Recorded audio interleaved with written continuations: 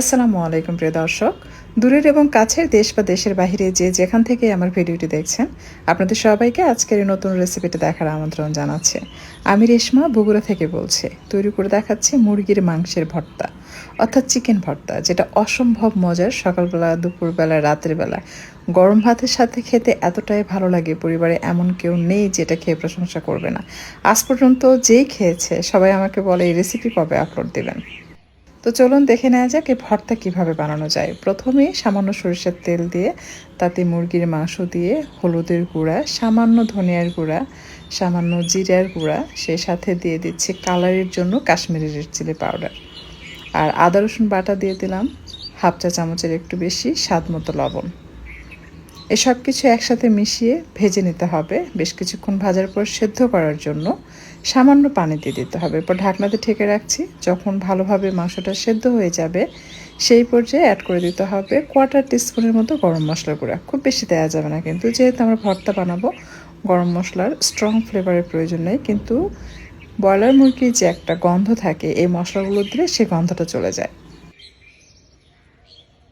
Same প্যানে আবারও নিয়ে নিচ্ছি তেল। প্রথমেই রসুন ভেজে নেব। এমনভাবে ভাজতে হবে রসুনগুলো একদম সেদ্ধ হয়ে যাবে এবং কালার লালচে হয়ে আসা পর্যন্ত এটাকে ভেজে নিতে হবে। যখন রসুনের কালার চেঞ্জ হয়ে এরকম হয়ে আসবে সেই পর্যায়ে তেল ঝরিয়ে রসুন উঠিয়ে নিতে হবে। এখন ভেজে নিব শুকনো মরিচ। চুলার তাপ এই পর্যায়ে খুবই কম রাখতে হবে, দ্রুত, তা না হলে কালার চলে আসবে, ভিতরে বীজটা ভাজা হবে না, তখন ভর্তাটা ভালো লাগবে না। শুকনো মরিচ এমনভাবে ভাজতে হবে যেন ভিতরে বীজটাও সুন্দরভাবে ভাজা হয়। এতে করে ভর্তা যখন খাবেন দাঁতের নিচে যখন শুকনো মরিচের বীজ পড়বে তখন খেতে অনেক বেশি ভালো লাগবে। সেম তেলে আমি পেঁয়াজের বেরেস্তা করে নিচ্ছি।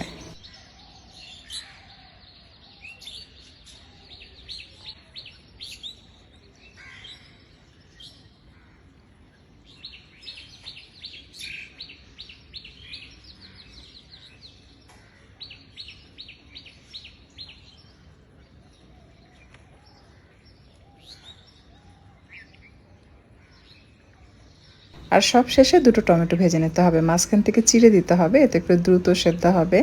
একটু ডার্ক কালার আসা পর্যন্ত এটাকে ভেজে নেবেন। আমি আস্ত কয়েকটা কাঁচামরিচ দিয়ে ঢেকে দিলাম। এক পাশ হয়ে গেলে উল্টিয়ে দিতে হবে। যখন উপরের পাশ এরকম হবে দেখবেন স্কিন জুড়ে যাবে, সেই পর্যায়ে উপর থেকে টমেটোর যে স্কিন রয়েছে সেটা উঠিয়ে ফেলতে হবে। এরপর এটা সফট হয়ে আসলে উঠিয়ে নিতে হবে।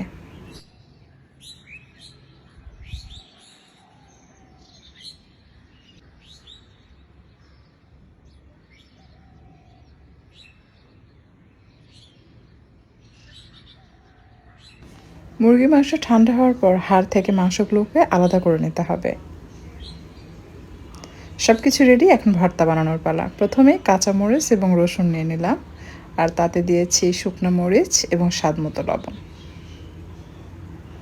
হাত দিয়ে ডলে ডলে রসুন, শুকনো মরিচ, কাঁচামরিচ একসাথে এমনভাবে মিক্স করতে হবে কাঁচামরিচ বা শুকনো মরিচ বা রসুন কোনো কিছুই যেন দলা না থাকে, খুব সুন্দরভাবে যেন ম্যাশ হয়ে যায়।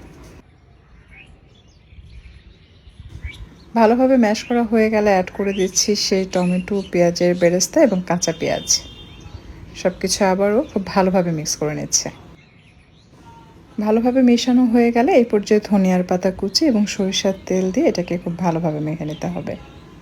আমি ধাপে ধাপে মেখে নিচ্ছি, আপনি চাইলে সব কিছু একসাথে মিক্স করে নিতে পারেন, তবে প্রথমে মরিচটা হাতের মধ্যে নিয়ে ভালোভাবে আগে ক্রাশ করবেন, তারপর সব উপকরণগুলো একসাথে মিক্স করবেন। সব শেষে দিয়ে দিচ্ছি মুরগির মাংস। এখন জাস্ট ভর্তাটা মিক্স করার পালা।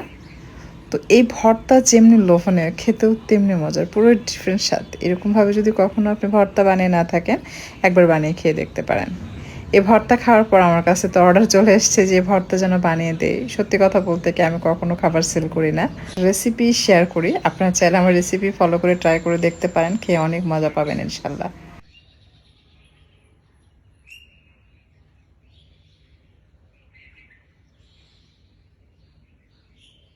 আর রেসিপি যদি আপনাদের কাছে ভালো লাগে অবশ্যই ইয়াম্মি হলেও লিখে যাবেন, কারণ আপনাদের একটা কমেন্ট ভিউ বাড়াতে সাহায্য করে। একটা ভিডিও বানাতে 6-7 ঘন্টা সময় লাগে, অনেক পরিশ্রমের পর শর্ট একটা ভিডিও আপনাদের সামনে প্রেজেন্ট করি। এত কষ্ট করে ভিডিও আপলোড করার পর আপনারা যদি ভিডিও না দেখেন তাহলে কার জন্য ভিডিও শেয়ার করবো বলেন।